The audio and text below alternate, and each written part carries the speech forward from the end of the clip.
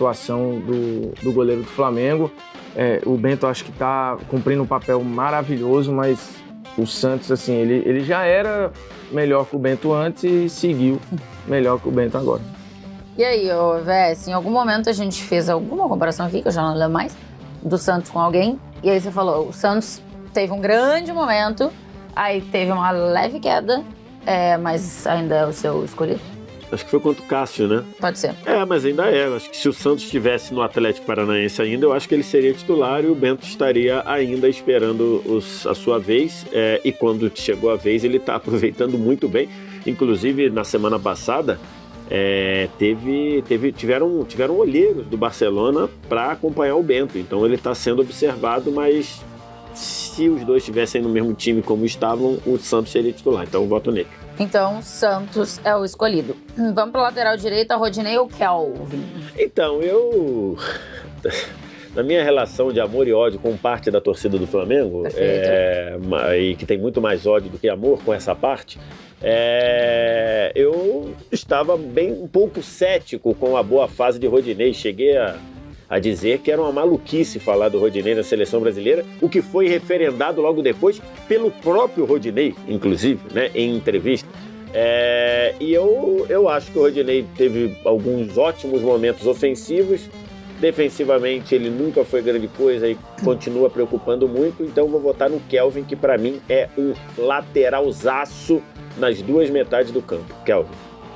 Formiga, o Rodinei voltou ao que a gente conhece do Rodinei, da vida? Eu acho que menos, talvez. Mas não tá mais no hype, né? Como teve. E aí o Kelvin talvez não tenha passado por esse hype. Primeiro que o Atlético joga de outra maneira. Segundo que eu acho que ele não tinha o saldo devedor, talvez, do Rodinei. E aí eu acho que esse saldo devedor fez, quando ele pagou esse saldo, as pessoas, que coisa absurda e tal. E realmente, ele jogou muito bem. Muito bem. Mas eu acho que o Kelvin é mais lateral que ele, inclusive mais regular na temporada, assim, como um todo. Então, Kelvin leva essa. 1-1. Vamos para os zagueiros. Formiga, Davi Luiz ou Pedro Henrique?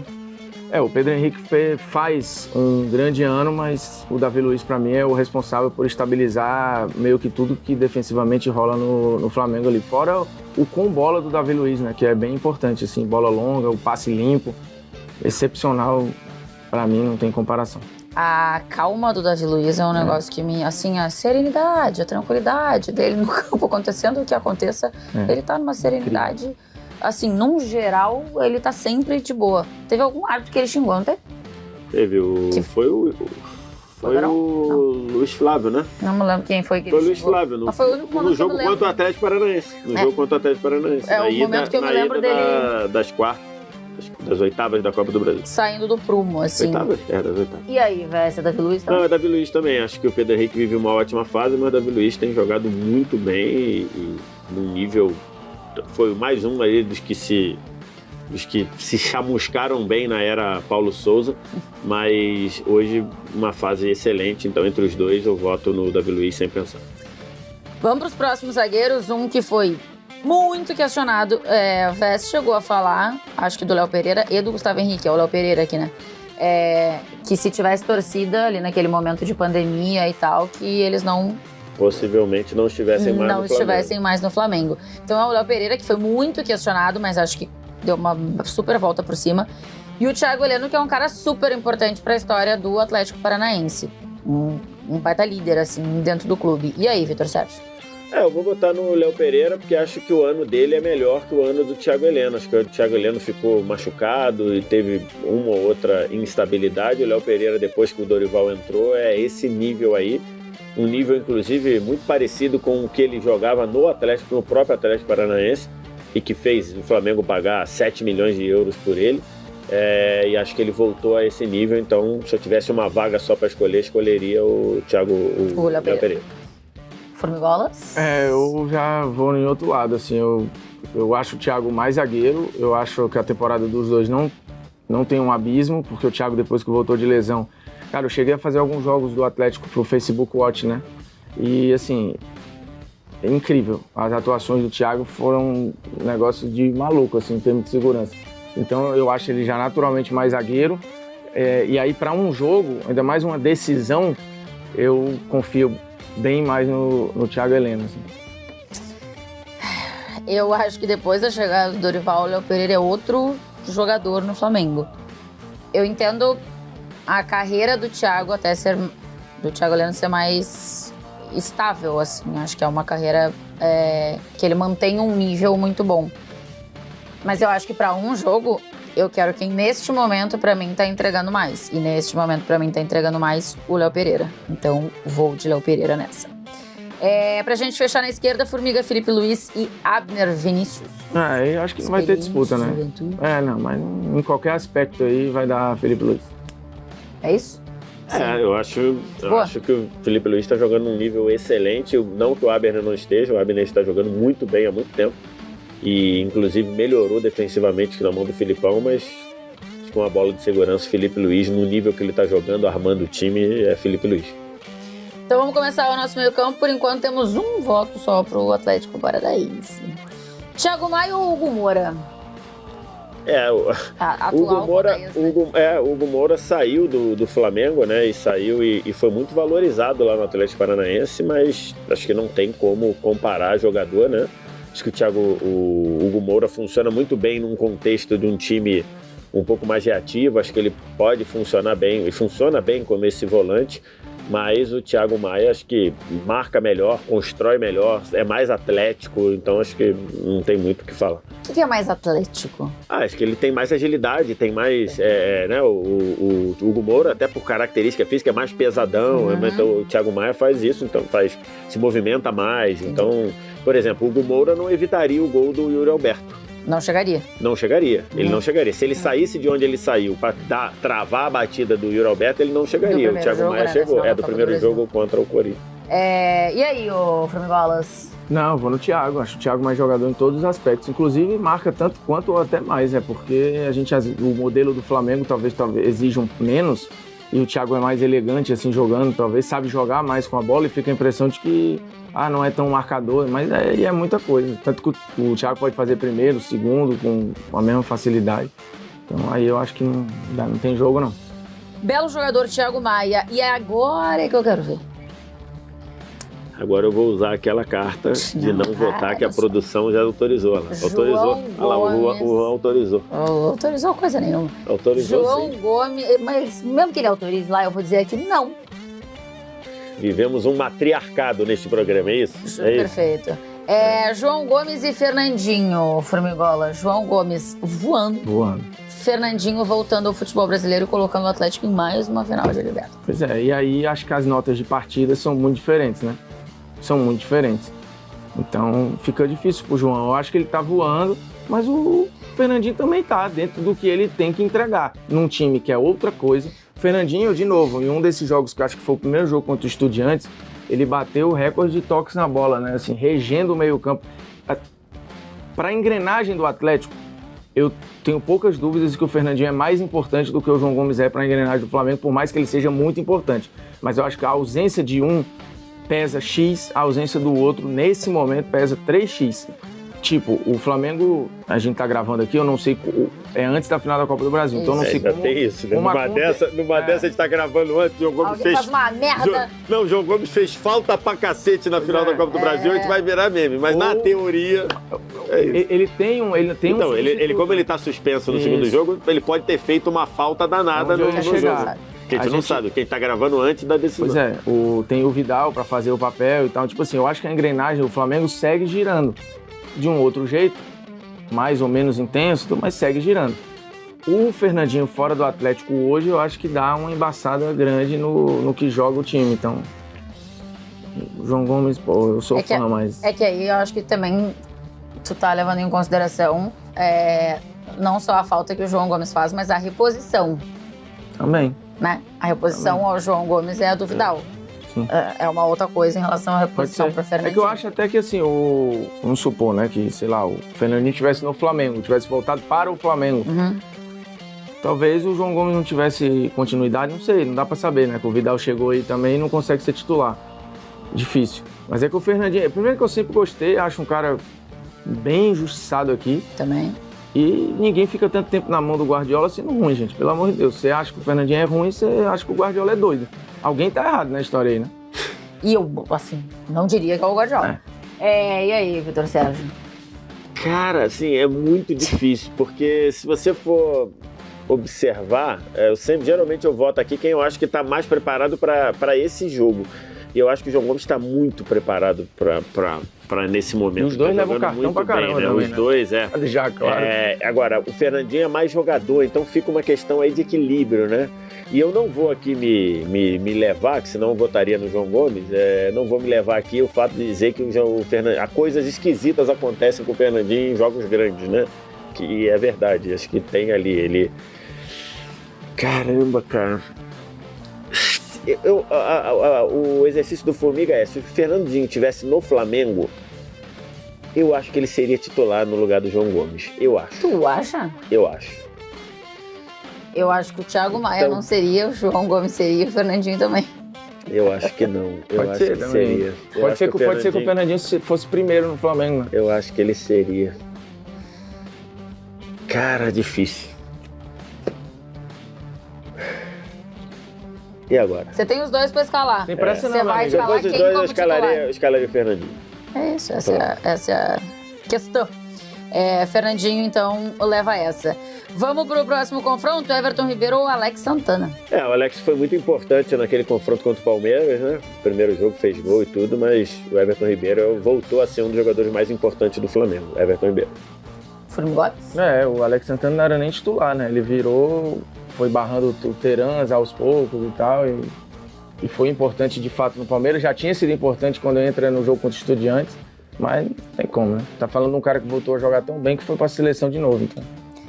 Agora o próximo, assim, o Terans, ele tá fazendo muito.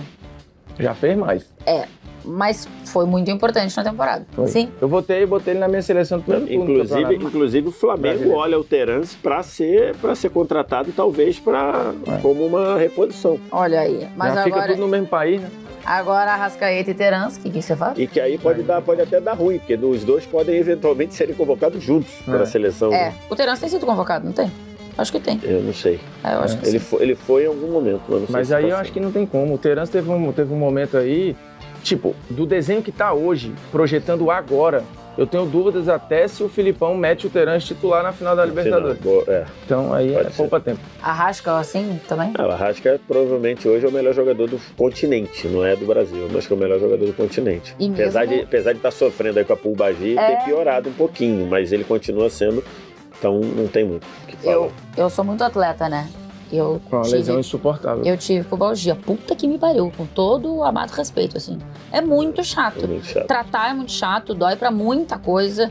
É uma região que não tem descanso.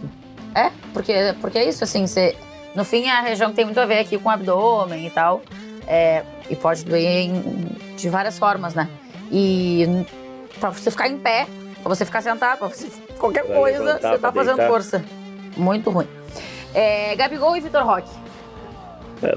Se eu tivesse um só para escalar, seria o Gabigol, sem dúvida, mas o Vitor Roque é pra gente observar com carinho. O Vitor Roque tá em choque? E aí? Acho muito promissor o Vitor Roque, mas o Gabigol é uma realidade. Eu até me surpreendi o Vitor Roque tá concorrendo pro prêmio de melhor da Libertadores. Eu entendo que ele foi muito bom no mata-mata, mas boa parte do mata-mata ele foi reserva, né? Mas ele entrou e foi decisivo. Aconteceu isso, sabe com quem? No Juliano no Inter, né? O Juliano era reserva, ele virou reserva e foi o melhor jogador da Libertadores. Exatamente. 2010, né? A segunda do... Isto posto, Gabigol. Gabi. E aí agora a gente vai com Pedro e Pablo. Pablo e Pedro, uma grande dupla sertaneja aqui. Daria uma bela dupla sertaneja. Eu já gostei mais de música sertaneja. Opa! Mas Pedro e Pablo poderia dar caldo. Na música, porque no campo... No campo, Pedro. Mas talvez eles funcionassem até junto. Mas Pedro. Tô com dificuldade, sabia, de ouvir a música lá do Ai Preto, que virou Ai Pedro. E eu não consigo mais cantar Ai Preto. Deve ter muita gente que foi impactado primeiro pelo Ai Pedro, pra depois o Ai Preto. E acha que o Ai Pedro é o original. Tem muita gente, inclusive eu nunca tinha ouvido, eu nunca tinha ouvido o Ai Preto. Pra mim era só Ai Pedro. Agora eu descobri agora que a música que o Ai Pedro é uma alteração. Juro pelos meus filhos, não sabia. Legal. Aí te falta cultura musical, aí não, tu fala. Aí eu não sabia. Tu entende? Eu não sabia. Juro pra você, soube agora. Que ele falou Ai Preto, eu falei, o que tem uma coisa a ver com a outra? Porque eu jurava que o original era. Mas tu nunca ouviu a música inteira do Ai Pedro? Nunca ouvi. Não, só vi isso aí. O Ai Pedro é uma paródia, Vitor Sérgio. Nunca ouvi. É uma paródia do Egito. Não faço ideia. A música original é Fala Baixinho, Ai Preto, não sei o que mais lá, Ai Preto, entendeu? Nunca tinha ouvido. Pra mim já era Ai Pedro. Legal. Isso é falta de cultura musical. Por acaso, se você também não sabe, procure. Igual a música que tinha antigamente, como era?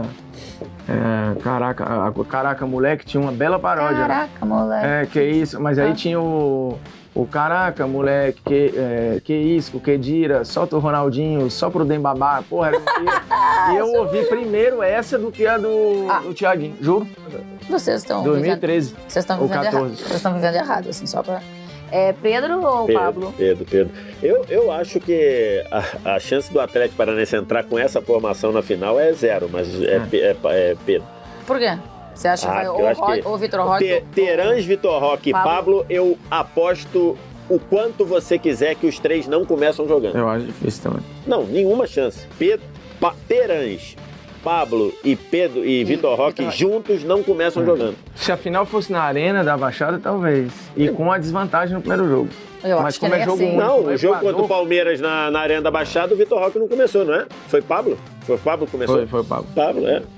Pablo, o Vitor Roque e Terãs. O Terãs não começa na Arena da Baixada. O Terãs hoje eu acho que tem uma cara de reserva. Mas beleza, né? Mas aí já foi. E agora Dorival e Luiz Scolari? Então, eu acho que em termos de carreira não tem comparação, né? A gente não pode falar da carreira do Filipão, um dos maiores vitoriosos da história. Grande Analisando este trabalho em específico, eu acho que os dois têm muitas virtudes, né? De pegarem times que estavam completamente terra arrasada e botarem na final da Libertadores. Eu acho que o trabalho do Dorival me agrada mais e o meu voto vai nele. Esse trabalho me agrada mais, mas os dois são fantásticos. É que no fim, esse no trabalho. No fim, cada um fez o omelete com os ovos que tinham. Não, sim, mas eu acho que no fim os dois chegam com as suas características mesmo pra final, né? O Dorival, a característica dele do trabalho da vida, no imprimindo fim, a cara deles, né? Essa e o Filipão também. E vai lembrar, quando o Filipão chega, o Atlético tinha tomado de 5 do The Strongest. 5, tudo bem que foi na altitude, mas tinha tomado de 5 do The Strongest. E o Flamengo, tinha gente dizendo que o Flamengo ia brigar pra não cair. Porque o trabalho do... Assim, que era um exagero. Eu queria que alguém me apresentasse.